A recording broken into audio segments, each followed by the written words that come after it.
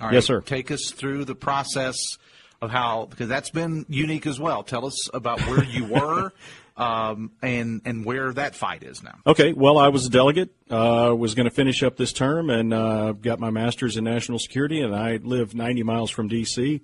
I was going to become a national security consultant. That was my intent. I was going to leave the legislature. I'd done my duty for my state, served my 4 years, and I was going to move on down the line. And I endorsed the only constitutionalist in the Republican candidate, the only constitutionalist Republican candidate in the governor's race, Mike Folk. I worked hard for him, gave him the little bit of money that I had, tried to convince everybody I could to vote for him. Obviously, he didn't pull out the nomination. And I sat down with my wife, and I said, darling, we got to do something. I mean, can you imagine the state of affairs that we are going to be in if Jim Justice is the governor for 4 more years? And she said, well, what's the other guy look like? And I said, well, anyway, can you imagine what this state's going to be like? This will be Ben Salango, the Democratic. Can you imagine nominee. what this state is going to be like if we end up with a statist in charge for another 4 years? Somebody who honestly believes that the state owns you, that the state gets to direct your life and make your decisions for you. She said, I know what you're saying. You want to run for governor. You're an independent. It's going to be really hard. Give me 3 days to think about it. I said, yes, ma'am. You've got all the time in the world. Mm-hmm. So she took her 3 days, asked me a bunch of really tough questions. I signed up to run as an independent. We began gathering our signatures. The governor issued his unconstitutional COVID edicts, which shut down venues. I couldn't hold meetings. I couldn't go see mass numbers of people. I couldn't knock on doors because people were locked inside. I said, can I please do this electronically? And the answer I got was no. Okay, well, it's the 21st century. You can do things electronically. Apparently you can do mass mail-in voting, but you can't do secure online transactions to get people's signatures. Okay. I said, in that case, because you have put these massive restrictions on my activities and you're still requiring me to get signatures, can we cut the number in half like these 4 or 5 other states have had? And I referenced the specific cases where the states have done it. The answer was no. I said, fine. I'm an infantryman. I'm going to soldier through. I'm going to fight through this thing. We built a big group statewide. We've made a lot of friends all over the state, and we collected 5,700 signatures. Turned them in on August 3rd at about 11 o'clock at night. And I want to thank the gentleman from the State Department and the nice lady who hung around and made sure that they were there when we came to turn our papers in. I'm really grateful for that. But the 5,700 signatures we got were in spite of the governor's unconstitutional edicts. The worst thing he did, though, was he moved the primary. So, of course, I couldn't get started I couldn't really give everything I had to this until after the primary because most of the people who wanted to sign my petition would not sign until their guy had lost the primary. So we lost a month of prime time gathering signatures.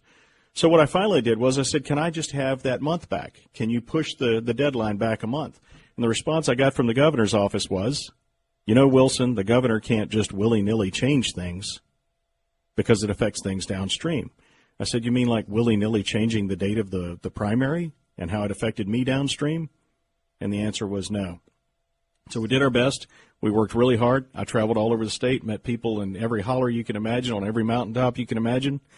And then, we came up with 5,700, which was short. So the next day we sued the Secretary of State and the governor. Effectively, the Secretary of State's office issued a memorandum that said, pretty much Wilson's correct. And what I was asking was that my name be put on the ballot. And the governor's office, with the support of the representation of the Attorney General, effectively said, well, you've got no case here because you slept on your rights. And what that means is if you really believe that your rights were being infringed upon, you should have sued us back in March when the edicts were issued. In other words, I should have sat on my couch and sued the government instead of actually trying to meet the requirements in spite of the illegal, the unconstitutional restrictions that were placed upon us. I should have sat on my behind and sued instead of actually trying to get the job done. So that's the position we're in now. What we're doing now is a write-in campaign. I will not quit. We've got billboards going up all over the state. We've got a big network of volunteers, a lot of really disappointed people who want their government to change, who want constitutional governance. And the best way to find us is at marshallforwv.com, MARSHALLFORWV.com. And then we've got a YouTube channel you can access through that website. Also, if you want to contact me on Facebook, I make a habit of actually interacting with people on Facebook. And also on our website, you can request yard signs. You can interact with the team and try to schedule a visit so I can come out and say hi to you.